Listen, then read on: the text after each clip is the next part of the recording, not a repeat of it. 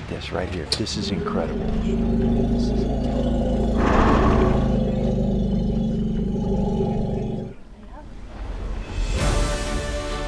After a year and a half of planning, the riders flew into Cape Town from Australia, the United States and Italy to partake in an African motorcycle adventure of a lifetime.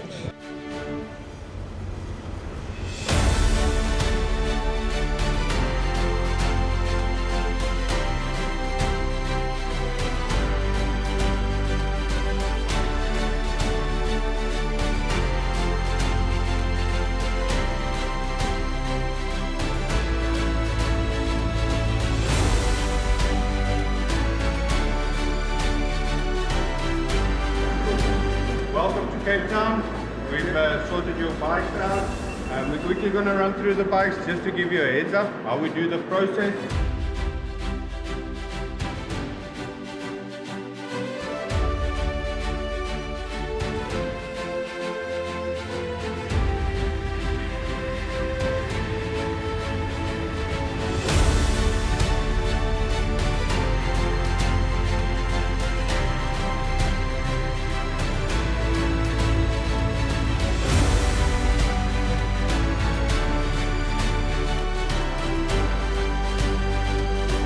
The 4,000-kilometer journey was approximately 1/4 of the length of the African continent from south to north.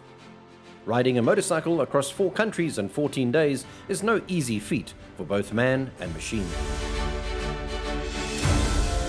Ahead of a long journey like this, it's critical to include a day's riding close to base to iron out any mechanical issues with bikes and vehicles before heading north out of South Africa. We kept the first day's riding local and did the Cape Peninsula tour to the Cape of Good Hope and back to the Commodore Hotel in the waterfront.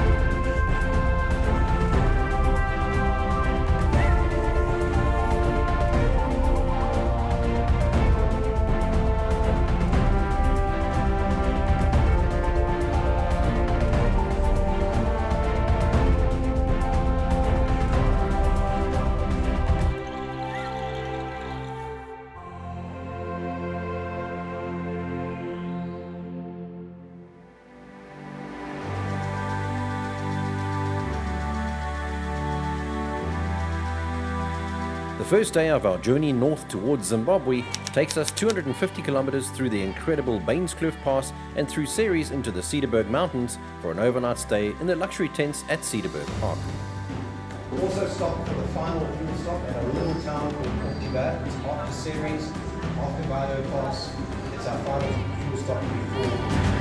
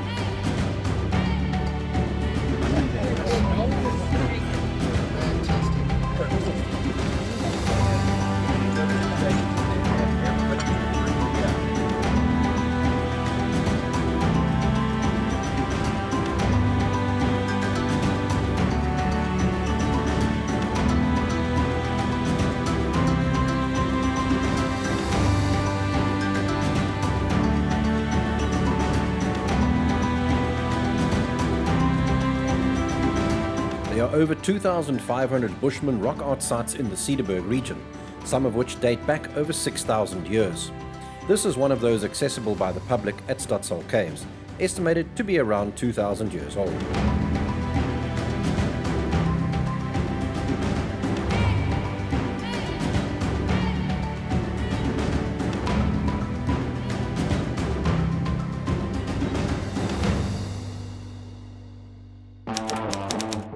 Day 3 takes us through to the northern part of the Cederberg via Cake Pass in Nieuwoudts Pass to the N7, then to Klein Willem for a fuel stop, and over Parkhuis Pass to Calvinia in the Karoo region.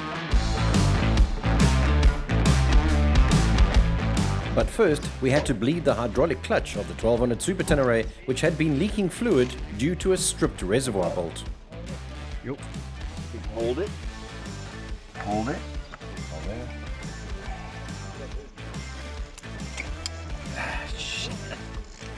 Got some air out of there. Okay, pump it up. Okay, it's really stiffening up now. Okay. Hard. Hold it all the way in. All the way.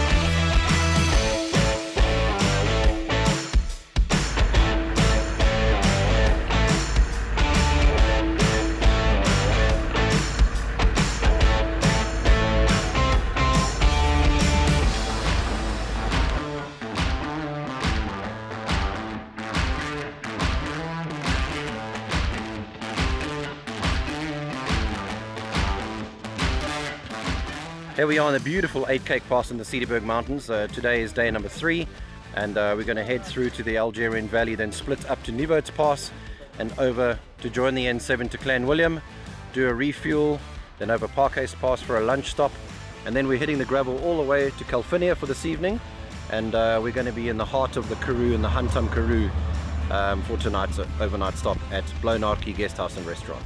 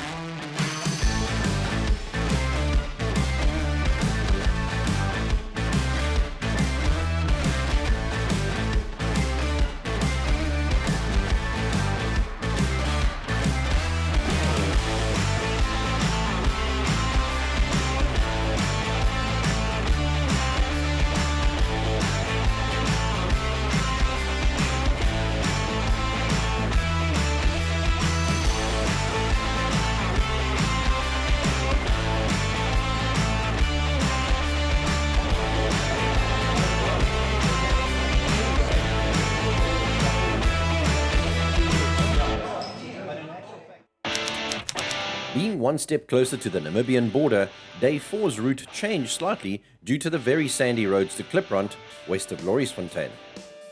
At the petrol station in Lorisfontein, we're not going to fill up because we are already full, but we will inflate all tyres. All bikes, all vehicles, back up to road pressures.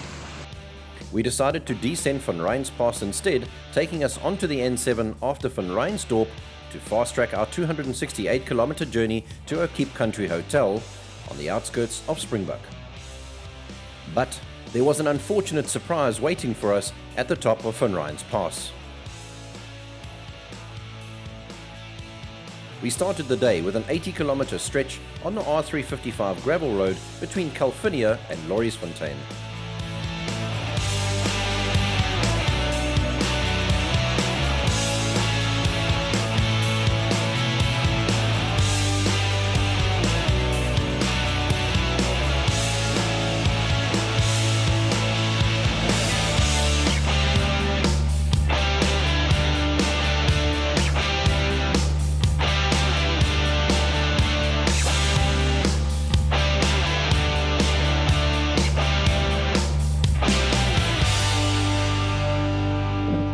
don't think it's going to be quick. The lady said there's still 24 trucks coming. So this is so much fun. We stuck in a 45-minute stop-go at the top of Van Ryn's Pass. It literally closed as we arrived. And the problem is that it takes the trucks half an hour to get down the pass, and it takes the other load of trucks and vehicles half an hour to come up the pass, so the wait is on an average of 50 minutes. Because nothing, of course, can overtake the trucks coming up the pass. So there is an alternative to go round, but we have no idea on the road conditions. And the guy at the garage that informed us about the road said it's incredibly rough. So if it's 30 kilometers and it's rough and it's going to take us about an hour to get down the pass, we'd rather wait.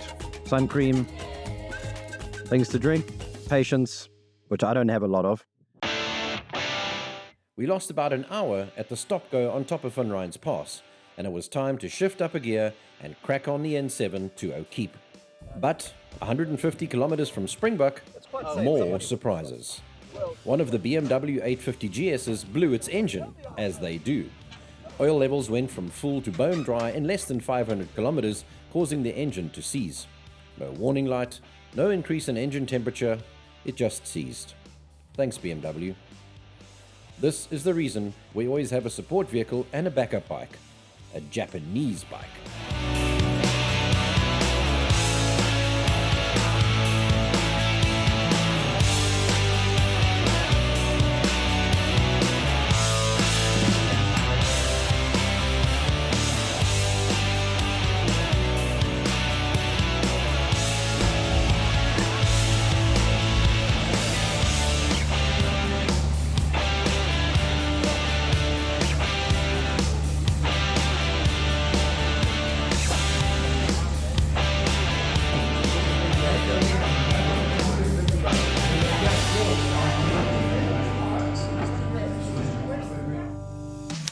The day has come to cross the first of 3 major border posts on this journey.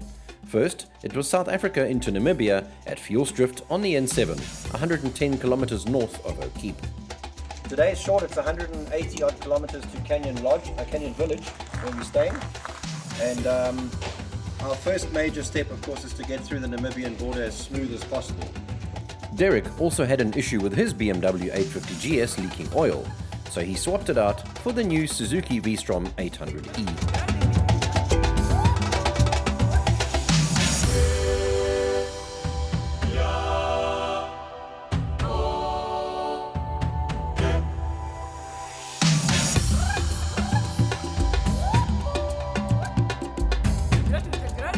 As we approached the border, it was time to pack the cameras away and complete the first crossing.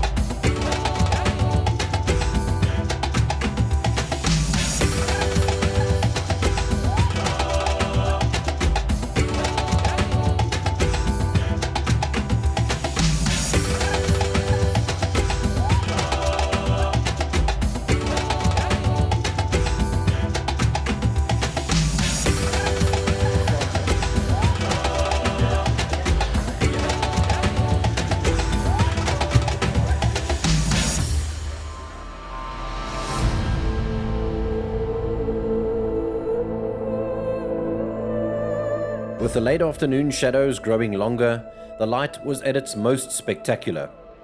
We headed off for the final 120 kilometers to Canyon Village on the most memorable and spectacular stretch of gravel road of the entire journey.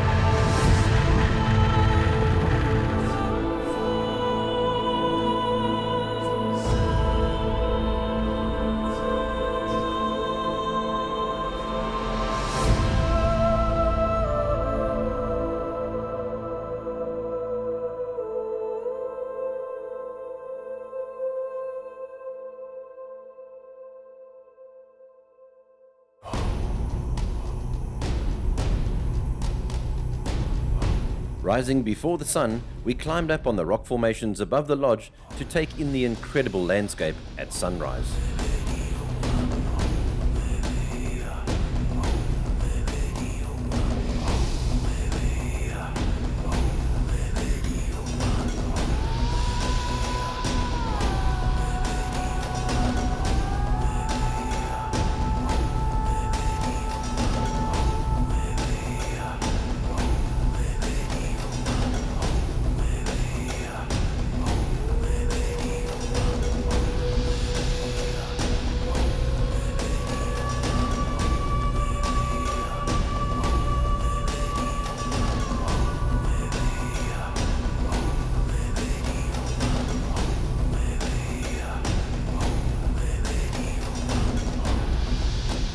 It was unfortunately time to leave this incredible lodge and head towards the Fishriver Canyon, 21 kilometers away, and one of the top highlights on this tour.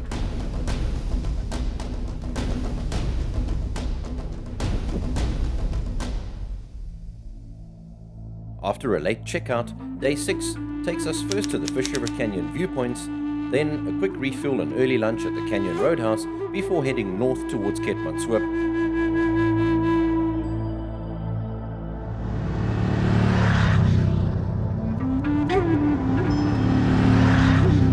The Fishriver Canyon is 160 kilometers long, 27 kilometers at its widest, and over 550 meters deep. The Fishriver Canyon ends at Ice, and the river then flows into the Orange River on the border with South Africa. The canyon started forming over 650 million years ago, and some of the oldest rock samples found in the bottom of the canyon date back to an incredible 1.2 billion years. It's a spectacle that's not missed by most who visit the country and is the second most visited attraction in Namibia, after Sossusvlei Dunes.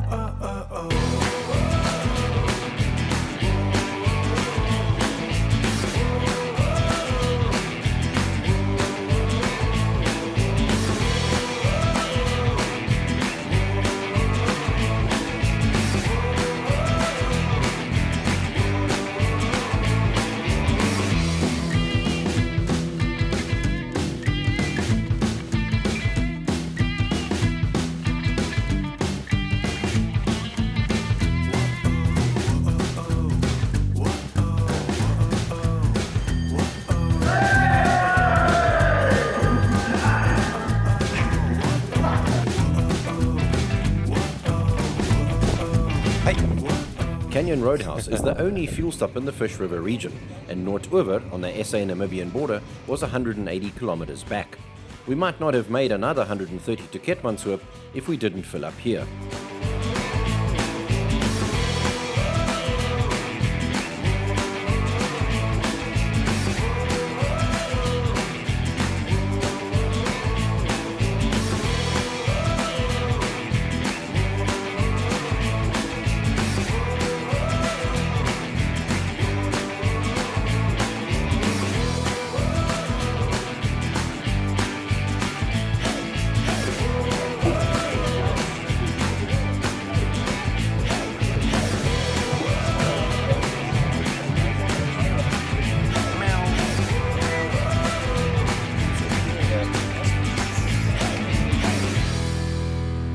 As with all overland tours, there are transit days.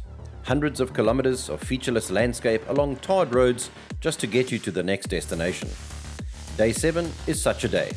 from Keetmanshoop to Desert Horse Inn at Klein Vista on the B4 highway was 220 kilometers of nothing but tar road.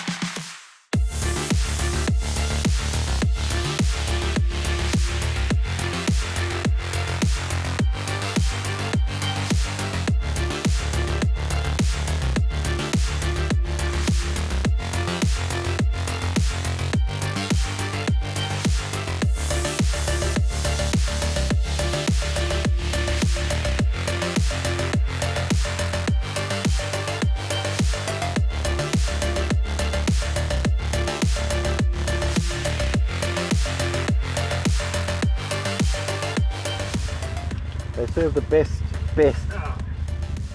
cheesecake here. Just most incredible cakes and cheesecakes here. So if you don't want to have a full lunch, just have cheesecake or something like that. Tonight's a lot of great food, so you could have a light lunch now or a big lunch, doesn't matter. Wasn't too boring that last bit, eh? Yeah, beautiful. Stunning landscape. Yeah.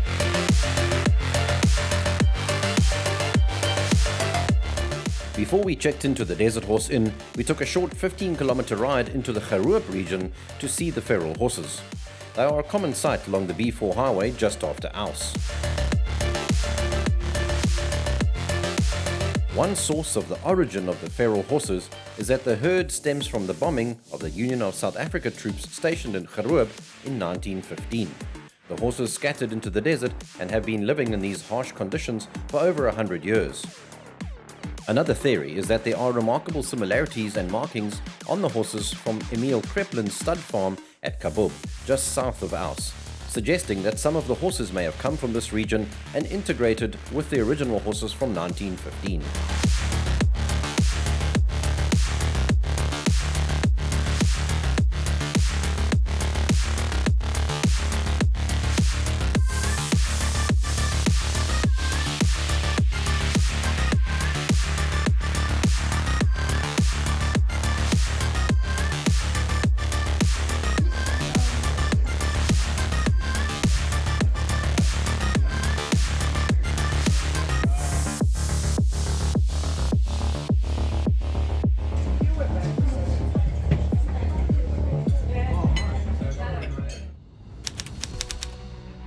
Day 8 was one of the longest on the route north through Namibia.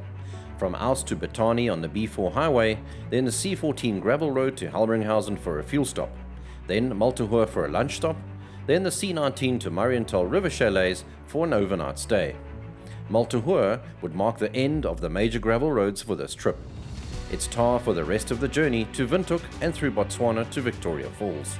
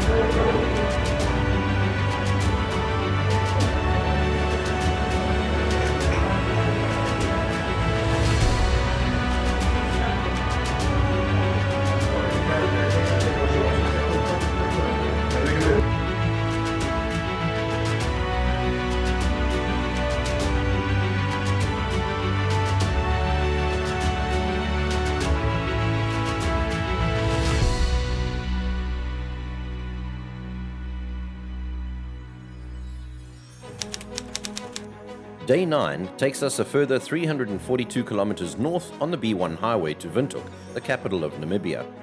There are alternative gravel routes from Mariental to Windhoek, but with very sandy conditions on the C15 gravel road, we put safety first and took the main highway. Getting injured in a remote country like Namibia is never a good thing. Once again, it's a transit day, taking us to the highest point in Namibia before we head east into Botswana.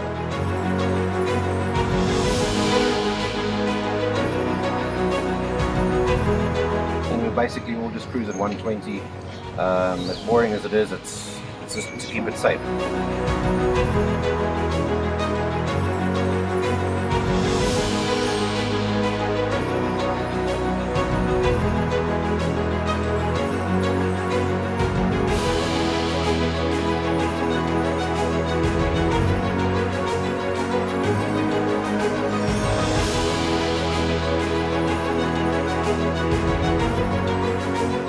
With a long day behind them, the riders were happy to indulge in some delicious food and enjoy a relaxing cold beer at Transkalahari Inn in Windhoek.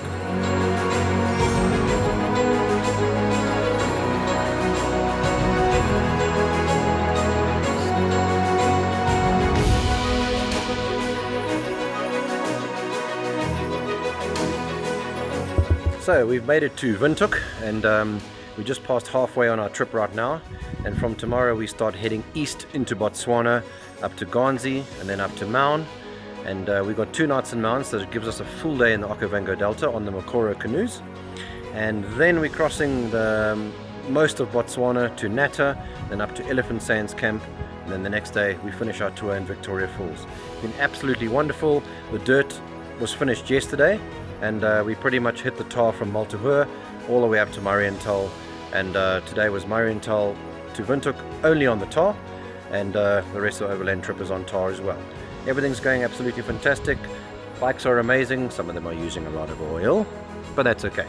And we've got a mix of BMW, Yamaha, Suzuki, and an Africa Twin as well. So a nice mix of people, nice mix of bikes, and an absolutely fantastic tour.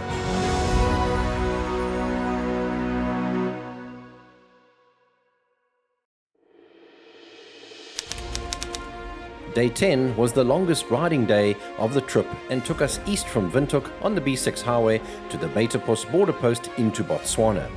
Then on the A2 and A3 up to Ghanzi. We left at sunrise and headed east into the beautiful morning rising sun.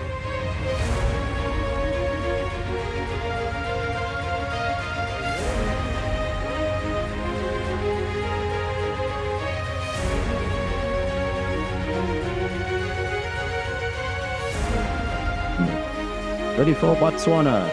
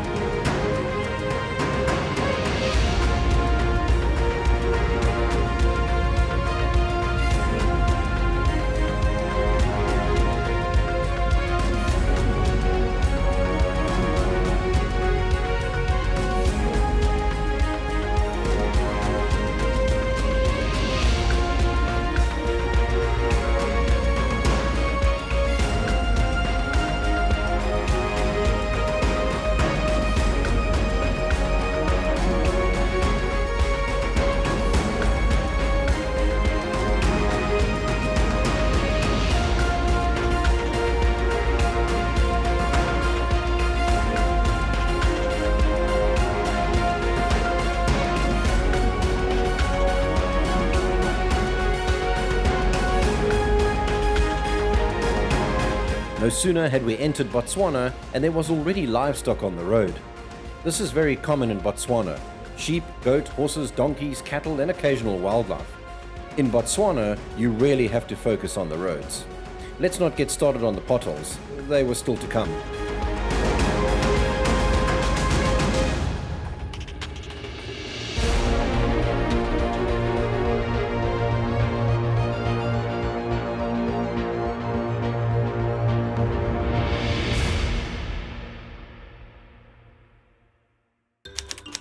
Day 11 was relatively short with only 300 kilometers of tarred A3 highway to ride.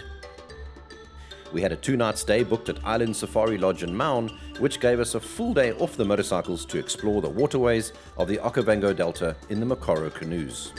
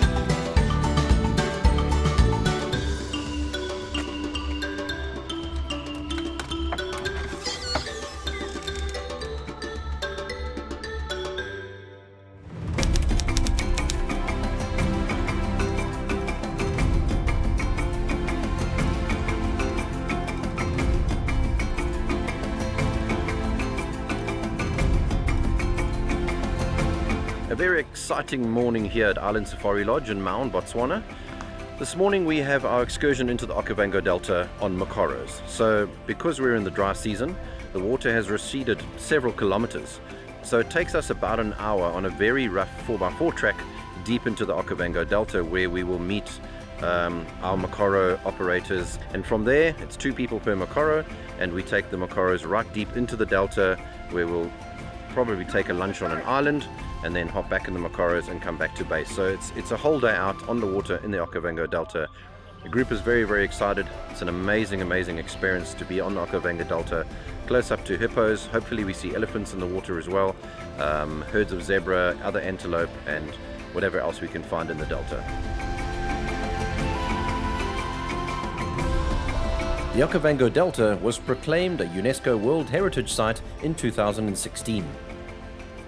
The Delta lies in the northwest of Botswana, part of the Great East African Rift Valley system. The Delta is formed as the Okavango River flows into the Kalahari Desert from the Angolan highlands, creating a unique 16,000 square kilometer wetland, an oasis that sets the region's rhythm with its annual rising and lowering of water levels. The Okavango Delta supports large concentrations of animals on both a permanent and a seasonal basis. Included are 530 species of birds, 160 species of mammals, 155 of reptiles, 35 of amphibians, and an incredible 1,500 different species of plant life. Okay, so who's excited about the Okavango Delta? Me, I want to see elephants. What do you want to see, Graham? Looking forward to the day. Hippo, elephant, rhino, buck. If you get some line in front of us, Craig, you've done well today, Yeah. buddy. Okay.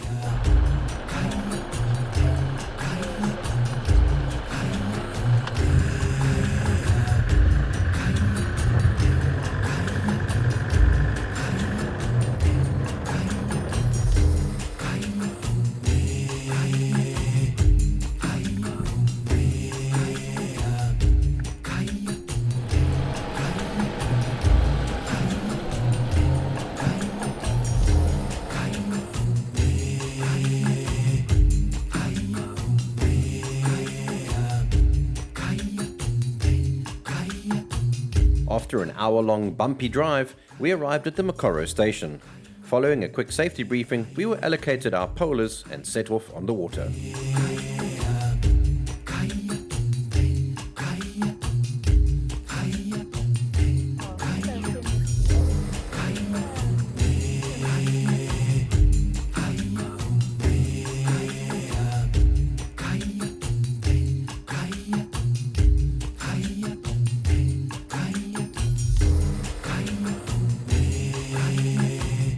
We're now in the actual Mokoros, and we've just left the base, and our entire group is traveling deep into one of the islands so that we can do a little bit of walking around, and we'll have our packed lunch on one of the islands.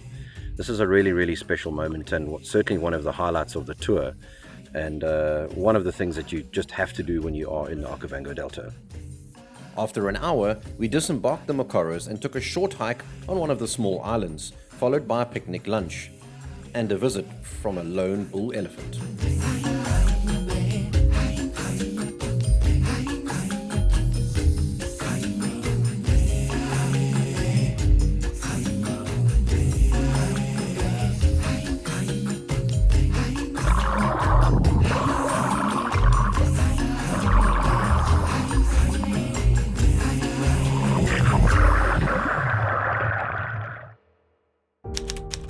Day 13, the penultimate riding day of the tour, took us east across more than half the width of Botswana, from Maun to Natta, then to Elephant Sands Camp for incredible close encounters with wild elephants. There are parts of the road there that don't exist anymore. It's just turned to gravel. The tar is broken up to nothing. Someone came through from that side yesterday and confirmed that it's still like that, and has been for the last 5 years. So there is a gravel section we have to go through as well, which is probably half a kilometer. So we just got to take it at the pace that we can.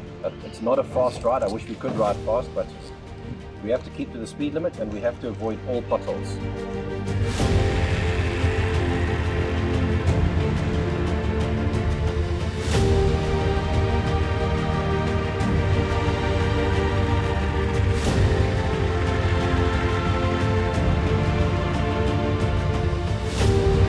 All right, saddle up. We're ready to go.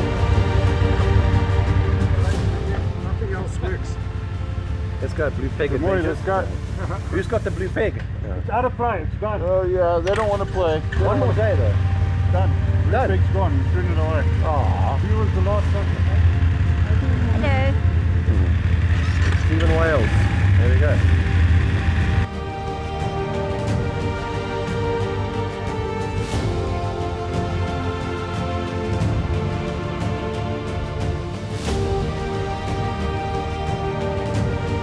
Parts of the A3 highway have not been repaired in over 10 years. In places, the potholes have all joined together to form a gravel road in two stretches of a few hundred meters each.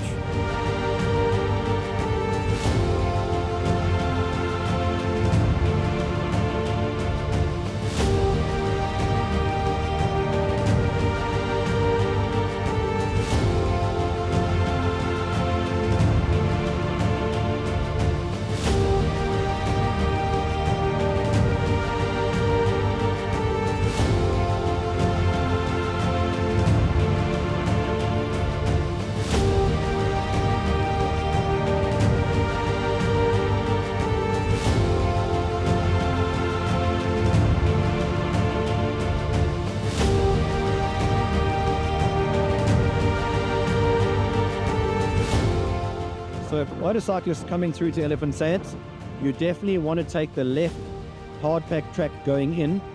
When you get right to the end, there's a section of about 200 or 300 meters. They've actually put elephant dung down in the sand for light cars and for those that don't have four-wheel drive. But that's definitely where you've got to sit down and kind of paddle with your feet to get through. So Elephant Sands Camp, do not take the right-hand track when you're going in.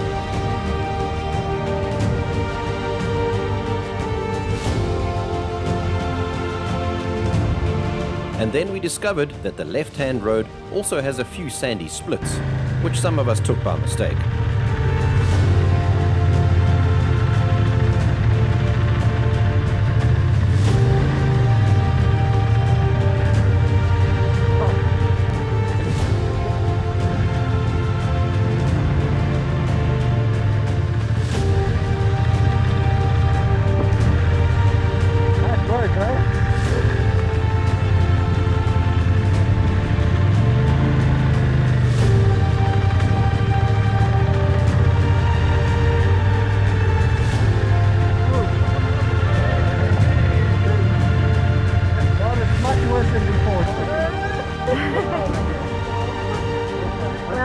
done. You've made it just. Arriving safely after the long sand traps, we settled into the camp and got ready for the arrival of the first elephants, usually just before sunset. Basically go in a circle, tent 1 there, you skip the chalet, tent 2. Say hello. Hello. We're excited to be here. Here we are. You should see what the luggage looks like. It all came, it's all... Alison, the back route was crazy inside. I bet. I mean, it was...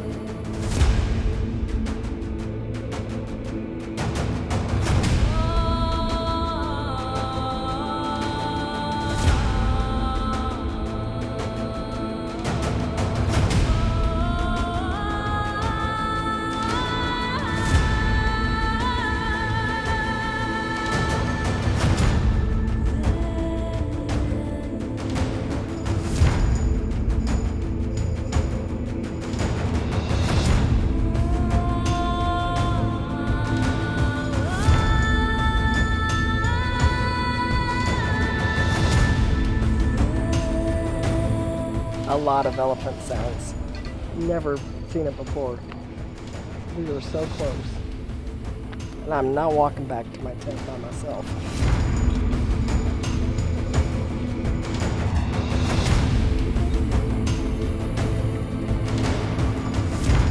This is incredible. We're sitting right here, and they're just so close. There's so many of them, and they're completely silent. They're completely silent. Look at this, look at this. Look at this right here. This is incredible.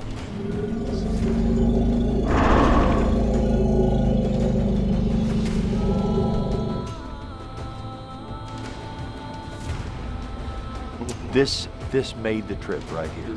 The trip was awesome to begin with, but this just made the trip. Unbelievable. God.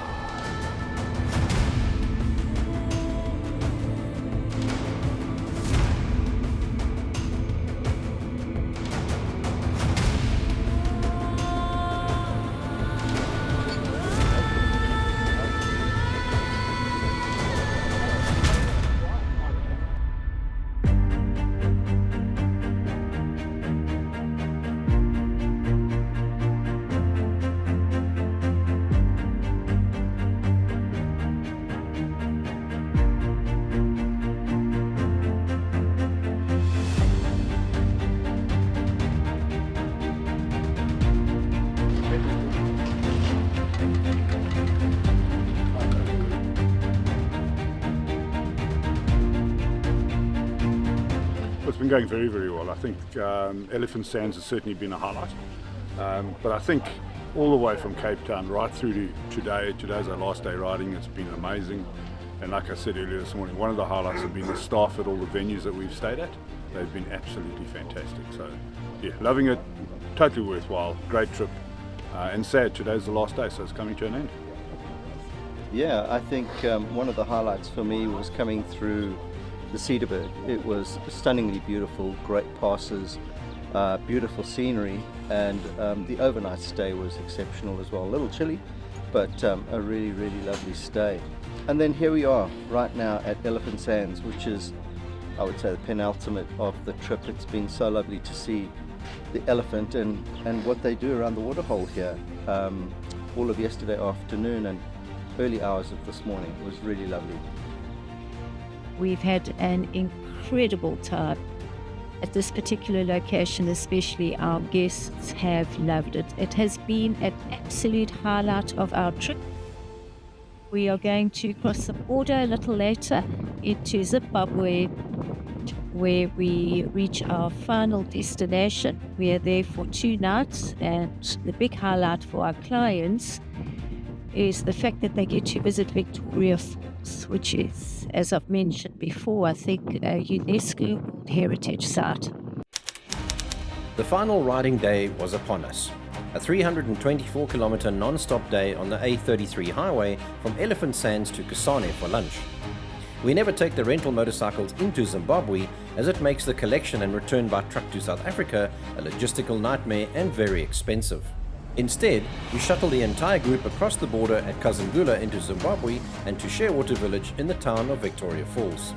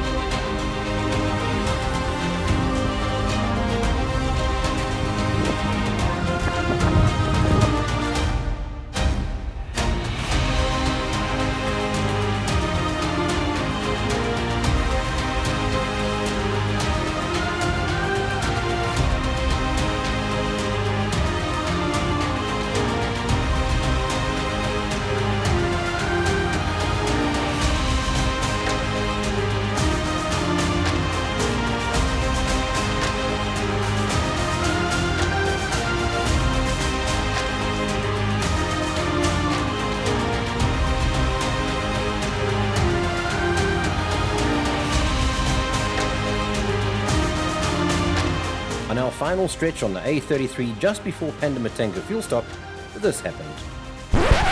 It's so funny, here in Botswana, the speed signs, you'll be doing 120 and suddenly there'll be a sign that says 80, and then about 100 meters after that there'll be another sign that says 60, and then one that says 40. So you've got to really be careful in Botswana. This is only the second time they've caught me. In fact, they caught the entire group because we were all busy scrubbing off our speed from 80 down to 60. And of course, as you cross the 60 sign, the guy's sitting down the road with a laser shooting on you as you cross the 60 sign. Even though your speed is still scrubbing off on its way down to 60, I was caught at like 81 or something. So there were a couple guys in the group that were further back that had slowed right down. They didn't get caught, but and our support vehicle was already at 60. So most of us got small fines, 640 pula. That's the way it goes. It's one of those things, and it happens. Here's on you tonight, And you were not fined. Oh, I'm the only one who didn't get a fine. How is that? Were you very far back? I'm just a very good driver, Kirsten, and when you're driving with a whole bunch of rabble, eventually the cream just rises to the top, mate. That's what happens. There we go. Yeah. Well done. You can get a reading on you somehow. 85. 85. Okay. You can see all of them. That's okay. Come here. Fortunately, in Botswana, you can pay traffic fines on site with a credit card and get an official receipt. So we all paid our fines, and within 20 minutes we were on our merry way and arrived in Kasane in high spirits.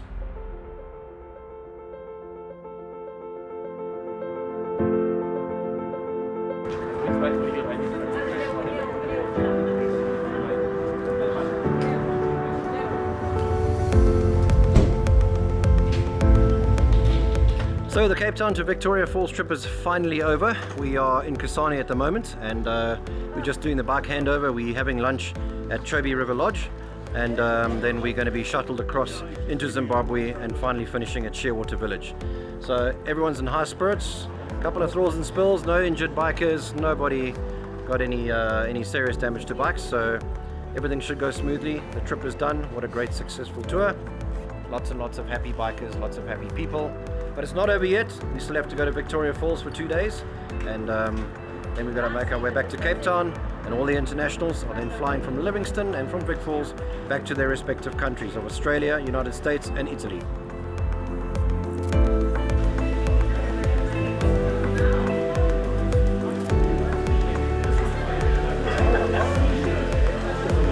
Beautiful. Lots of happy people. Final lunch. What a beautiful spot. Magic.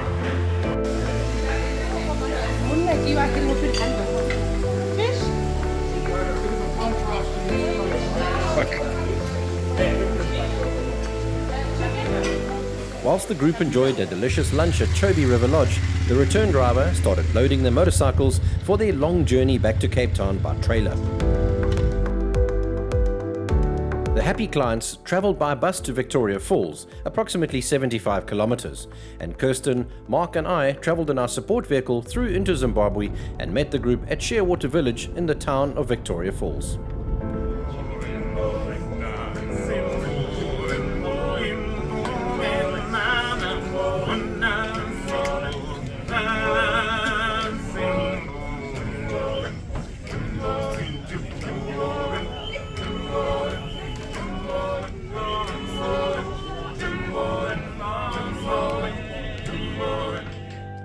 With the motorcycling part of the trip behind us, there was only one thing left to do to complete the Cape Town to Victoria Falls adventure.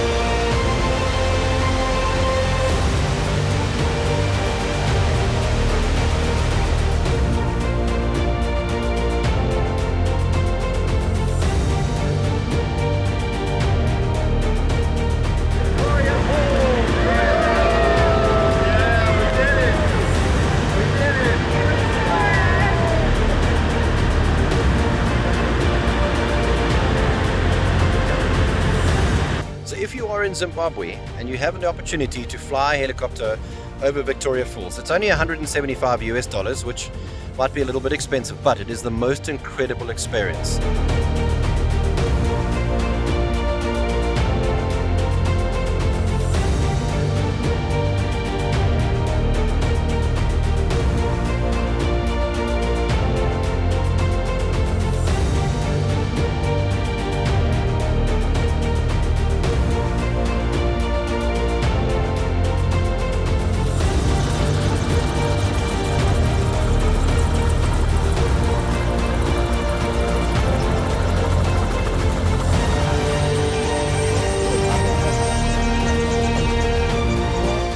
My love, that was absolutely amazing. My first experience in a helicopter, and to have flown over Victoria Falls was just such a treat.